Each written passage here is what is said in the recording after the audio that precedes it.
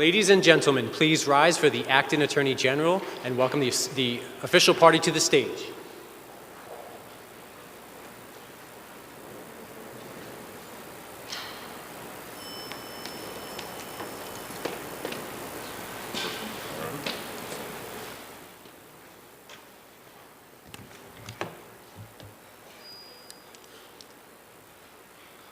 Well, good afternoon, everybody. Thank you for coming out for our Veterans Day celebration this afternoon.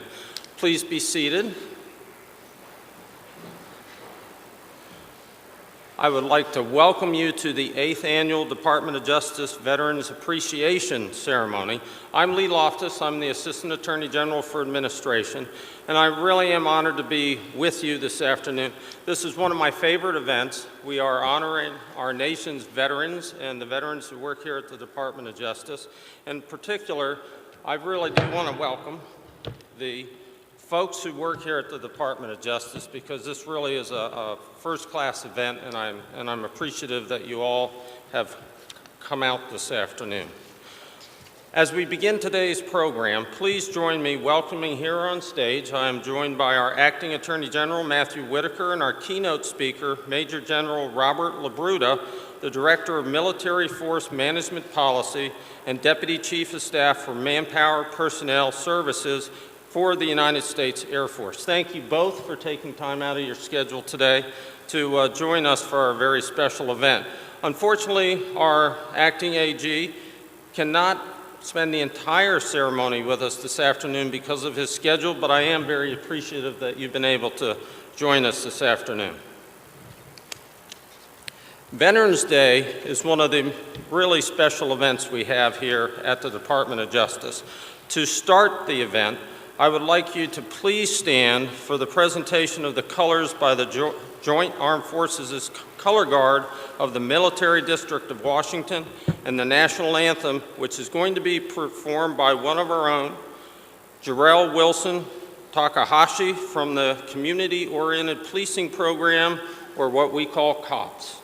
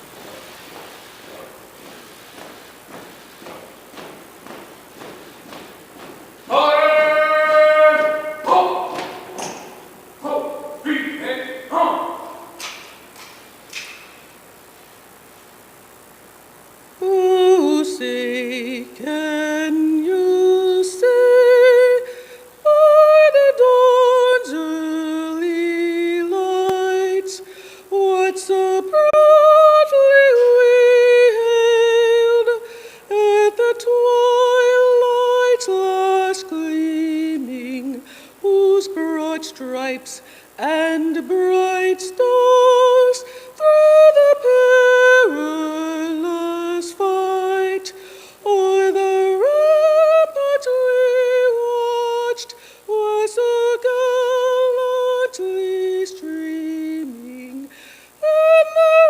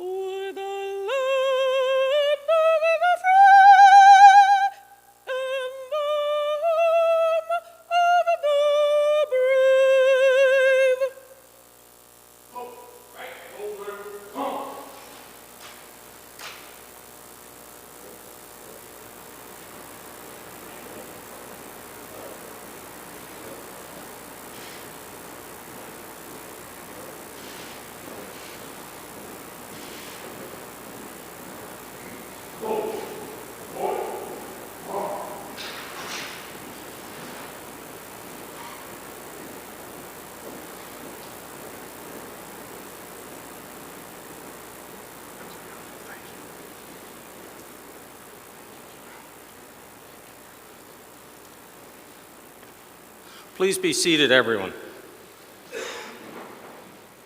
And please join me in thanking our color guard and Jarrell for that beautiful rendition of the national anthem.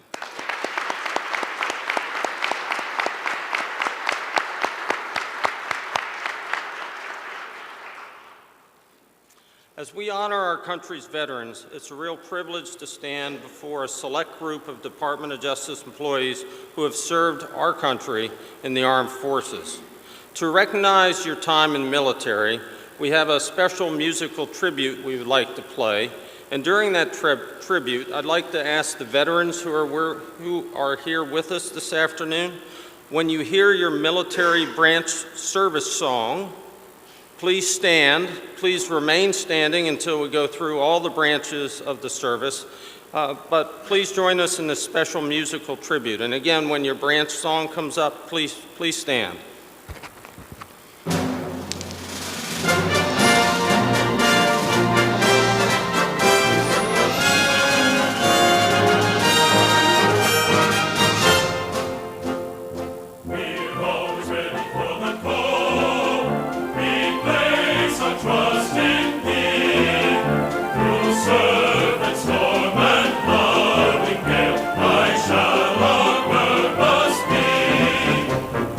Serve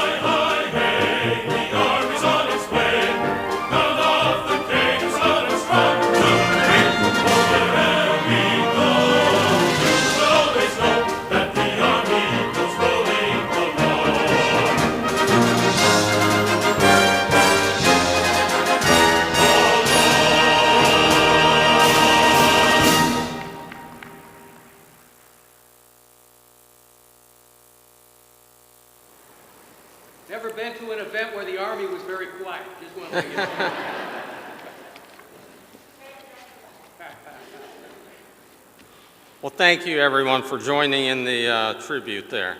Each Veterans Day, the United States honors the service and sacrifice of over 20 million American veterans who throughout the years have guaranteed our freedom and kept America safe and kept America secure. The Department of Justice is really honored to be able to annually commemorate the service and the leadership of all veterans. Veterans play a vital role here at the department, helping us fulfill our broad mission.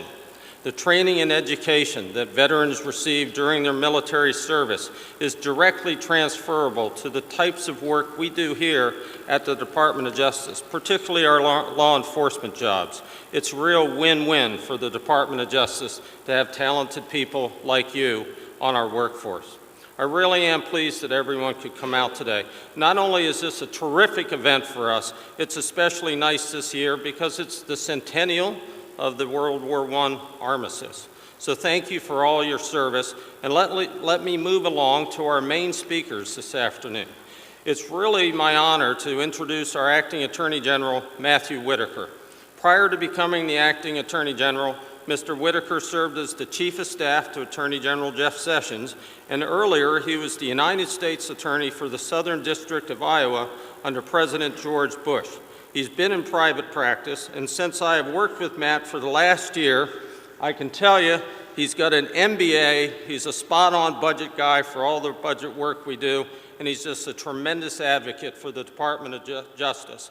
Ladies and gentlemen, please join me in welcoming Matt Whitaker.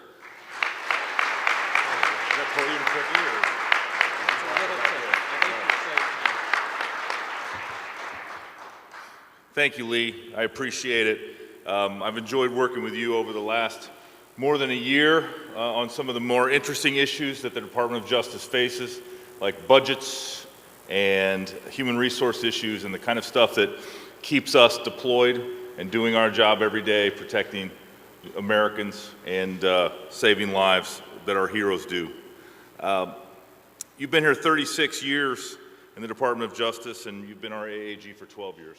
I'm really proud of your service, and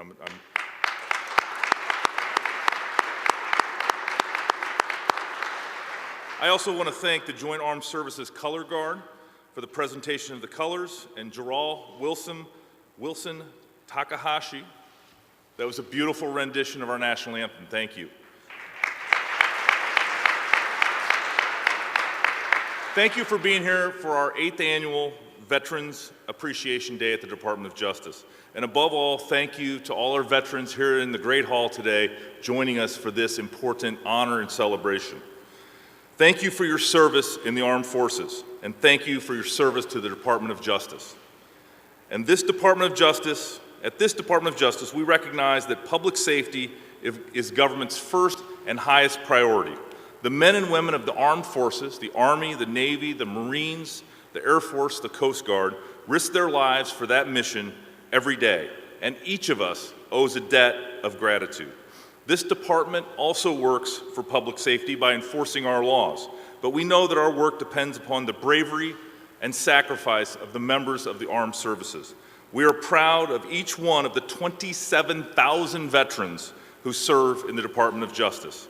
Your skills, your patriotism, and above all, your selfless character make you the kind of employees that any employer wants, and we are so glad to have you. You have continued to choose your service. You've continued your service by choosing to serve here at the Department of Justice, and I commend you for that, and I am deeply humbled and honored to serve alongside with you all.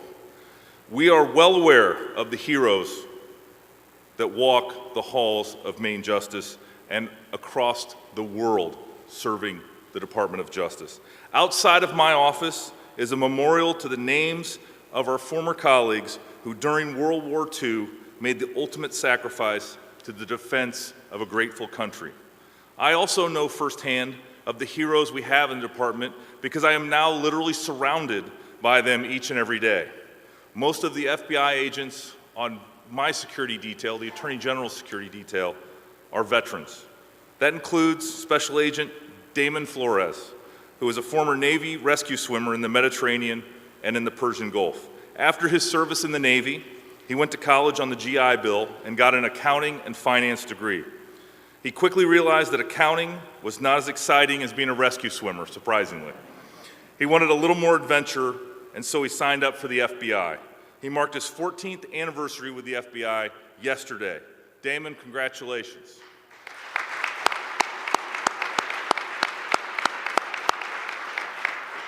Another example of someone we're proud of is Mara Quinn of DEA.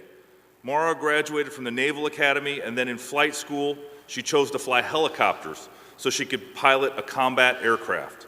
After graduation, she deployed twice, first in a carrier battle group to the Indian Ocean, and then in support of Operation Desert Shield.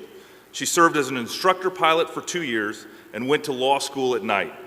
As if she weren't busy enough, she gave birth to 2 children before graduation from law school. After law school, she joins the U.S. Attorney's Office in the Southern District of California, and then the FBI's Office of General Counsel. She then served for 8 years in the Chief Counsel's Office at the DEA. Over that time, she became an expert in technology law, and today she serves as DEA's Deputy Assistant Administrator for Information Services. Mara, thank you so much for your service.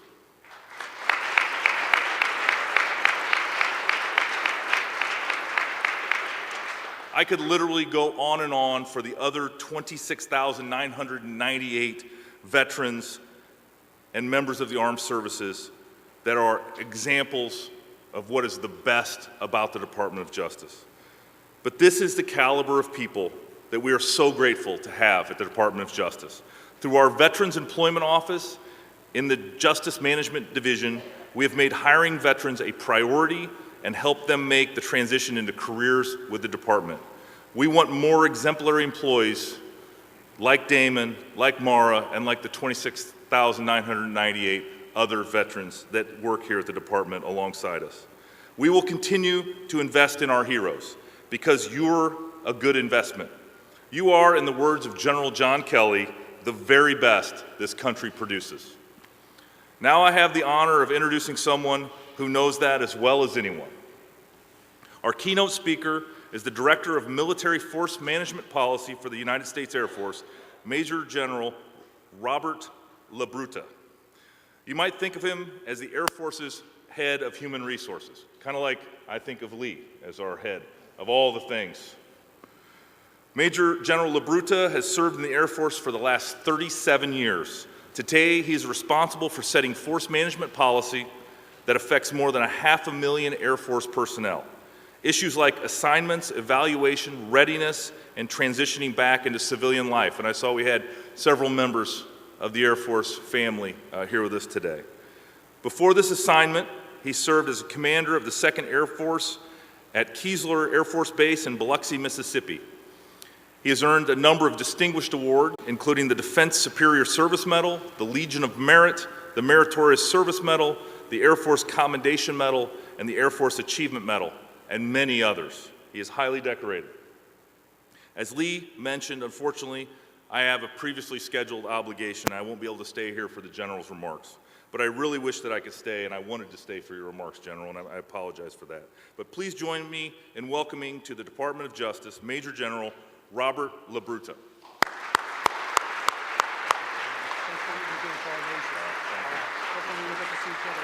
Thank you all.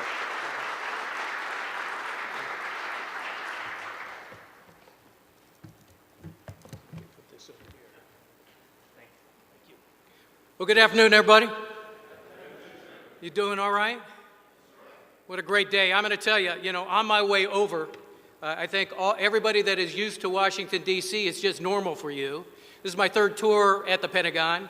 And when I was taking a look at the weather last night, I was going, how the heck am I going to get over to the Department of Justice, okay? And just like you had to this morning, I had to figure that out. The Metro worked very well until I got off and had to march over here. But here we are, right, on a wonderful day. I want to say again to Jarrell, thank you so much for that rendition of our national anthem. Let's give it up one more time. Absolutely outstanding in this beautiful hall. When I saw my battle buddies and my shipmates and my wingmen standing up for each of their songs, You know, when we saw that color guard come down with our colors of this great nation, wasn't that awesome? Let's give them one more round of applause.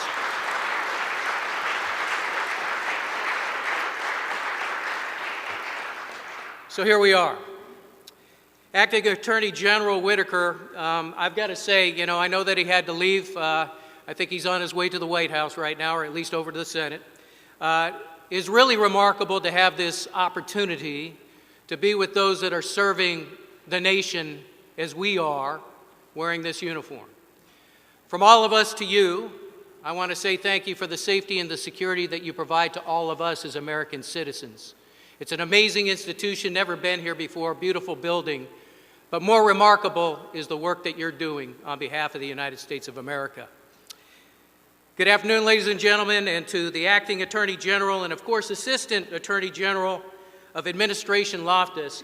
He and I are kind of like kindred spirits. I think he's my wingman up here. You heard that I've been in the Air Force for a little over 36 years. He's been part of this department for over 36 years. So I think that you've been there, done that, sir. And so once again, on behalf of all of us to you, thanks for your service to our nation. Absolutely outstanding.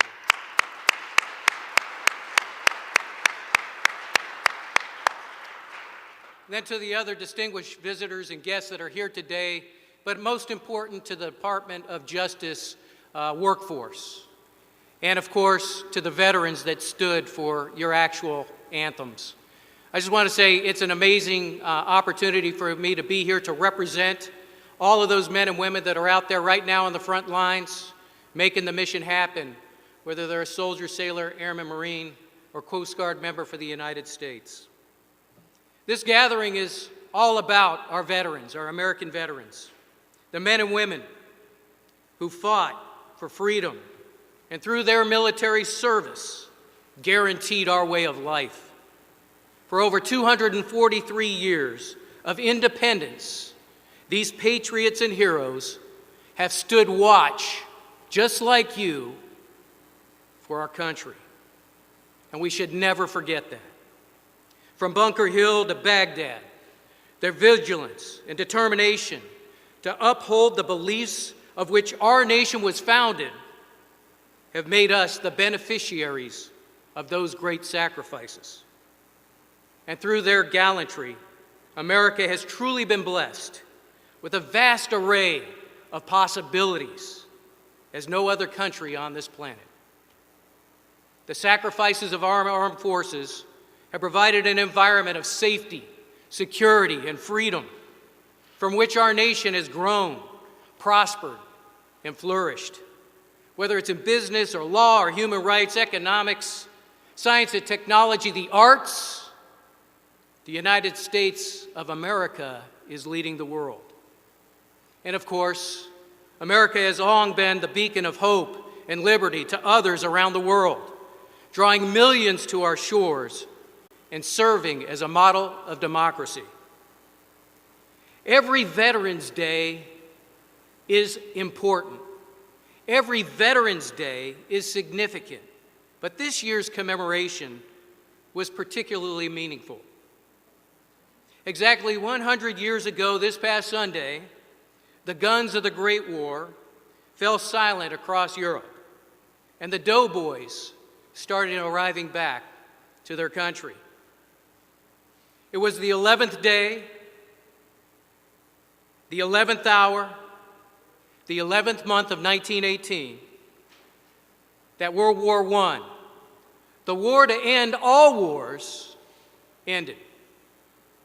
The aftermath of that horrific war, the first fully mechanized conflict incorporating machine guns, barbed wire, tanks, airplanes, and chemical weapons, gave rise to a better health care system for our veterans.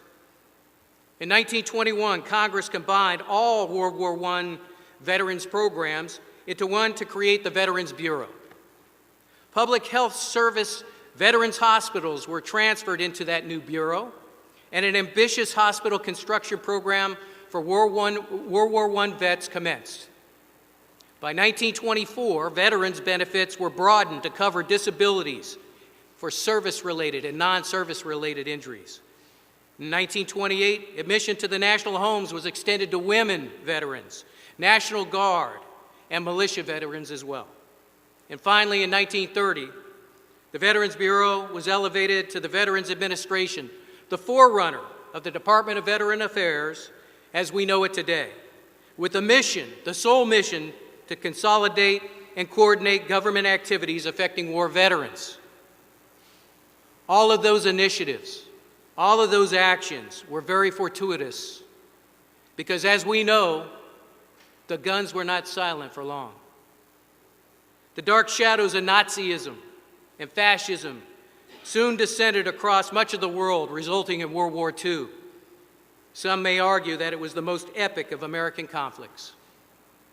Starting on 7 December 1941, a day that continues to live in infamy, 16 million Americans, men and women, stepped forward to fight against that despotism and led us to victory and a position of world leadership. This is the story of our American veteran. Over the course of our country's short history, every time our nation asked, "Who shall I send?" ordinary men and women across this country stepped forward and said, "Send me." And because they raised the right hand and they took the oath to support and defend the Constitution of the United States against all enemies, foreign and domestic, and if necessary, I will give my life for others, those ordinary Americans became extraordinary. In those most difficult times, our nation's wars, these warriors and heroes purchased our independence and our sovereignty with their lives. Even more astounding, through their service and their sacrifice, these patriots helped millions across the world, people they didn't even know, in lands they did not understand, who are under extreme oppression and tyranny, to realize safety and security and freedom. They are our nation's veterans, and they have long persevered. On the wind-swept shores of Normandy, on the frozen ground of Korea, in the sweltering jungles of Vietnam, in the sandy deserts and high mountains of Afghanistan and Iraq, and, of course, during all of the turbulent, restless peace years between each of those conflicts. Today, and through that weekend, and I hope every day in between, we should take time to remember and pay tribute to all of them, including the 27,732 members of the Department of Justice who wore the cloth of our nation, who have fought and bled for the security and the freedoms that we hold so dear. We also take time to pay tribute for all of those who were wounded in action and all who gave the ultimate sacrifice for their country. In fact, you may not realize that, but out of 27,732, right now among you, 8,630 Department of Justice members are wounded in action, disabled veterans. They're your teammates, they're your warriors. They have answered our nation's call. Therefore, if you're a veteran, I saw you earlier. I don't care if you're a soldier, sailor, airman, Marine, Coast Guard member, and especially if you're a veteran that is wounded or disabled, please stand up so that we can honor you again right now. Thank you so much for your service. Thank you for everything you've done for our nation and continue to do.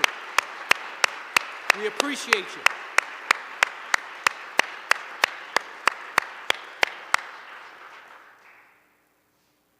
In the words of President Lyndon Johnson, and I quote, "Let men everywhere know that a strong, a confident, and a vigilant America stands ready tonight to seek an honorable peace.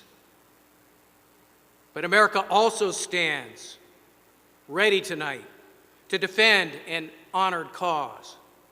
Whatever the price, whatever the burden, whatever the sacrifice that duty may require. Therefore, We also need to constantly be reminded of the brave men and women who right now at this very moment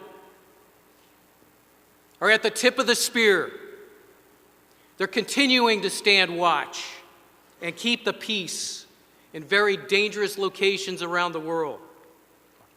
Today's warriors are a battle-hardened, diverse armed forces that leverage the very best of every American volunteer's abilities and forge those differences and those strengths together. That has manifested themselves into becoming the greatest military the world has ever known. These patriots, those serving today, are the veterans of tomorrow. And I don't know about you, but I consider it a sacred duty to not only remember selflessness of all veterans, especially tomorrow's veterans, but we also have to continue to recommit ourselves to make sure that the commitments to them and their families are honored.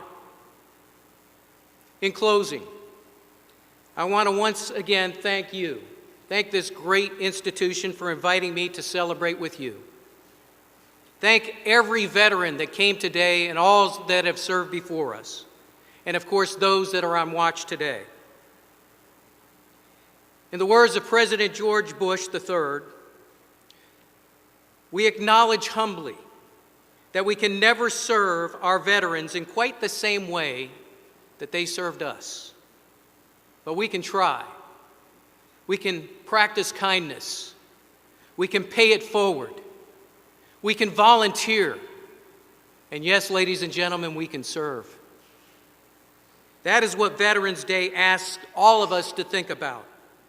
And as long as we continue to honor them, our veterans, through our actions, not just words, and we reflect and remember their service and sacrifices on all our behalfs, they will never, ever be forgotten.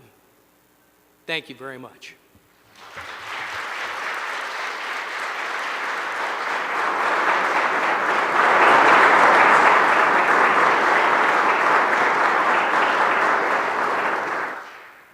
Wow, General LaBruta, those were just fantastic remarks, and I really appreciate you being here with us this afternoon.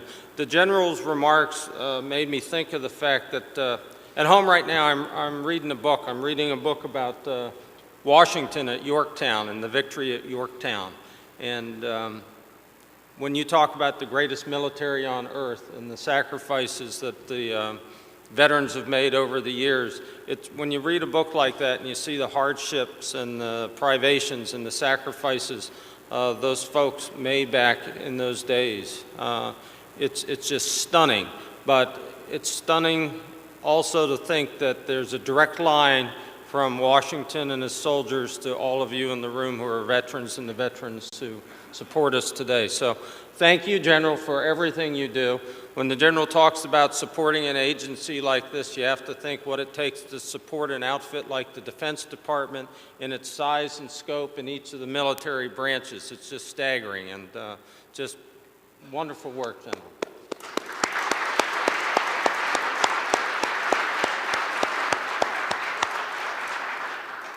So we're in the closing moments here of our ceremony, and I do want to thank all of you for coming out this afternoon. I want to thank all of the staff here at the Department of Justice, the members of our workforce who are veterans and who continue to serve the country today. Thank you, all of you, for what you have done, what you are doing now, and if I'm not mistaken, what you will continue to do in the future for the Department of Justice and for this entire nation. It was really nice to have Acting AG Whitaker join us this afternoon despite his schedule, and to have the General come over from the Pentagon and help us this afternoon. And most importantly, thank you to all of you at the Department of Justice who support our vets and support our programs. And thank you for those of you who came out on the slightly rainy, snowy day here in Washington, but there's also folks around the country who are watching this event on the Justice Television Network. So I know there are people around the country who have joined us through television, and thank you all from wherever you are for joining us via the TV today. It counts for a lot, and I really appreciate your support for our veterans and for the country. So thank you, everybody, for coming out, and one more time for our veterans.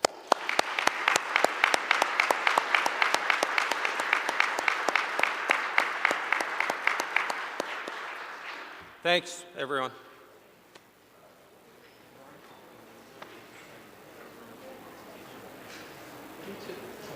Do you have a second to go see something? I'd love to. Yeah, follow me.